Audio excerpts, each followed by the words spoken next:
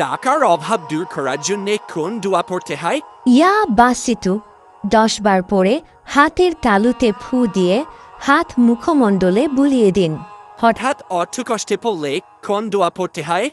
আল্লাহুম্মা ইকফিনি বিহালালিকা আন হারামিকা নিয়মিত 11 বার পড়ুন। ব্যবসায় বরকত পাওয়ার জন্য কোন দোয়া পড়তে হয়? ইয়া ফাত্তাহু নিয়মিত 70 বার পড়ুন। মুনাফিক শব্দের অর্থ কি? ভণ্ড বা প্রতারক ধার্মিক ব্যক্তি। মুমিন শব্দের অর্থ কি? বিশ্বাসী বা ইমানদার। শিরক শব্দের অর্থ কি? আল্লাহর সাথে অংশীদার বা শরিক করা। কুফর শব্দের অর্থ কি? অস্বীকার করা বা অবিশ্বাস করা। সাদকা শব্দের অর্থ কি? দান বা পুণ্য কাজ। জাহান্নাম পর্দেটি পোষানো হয়েছে। শাস্তির স্থান।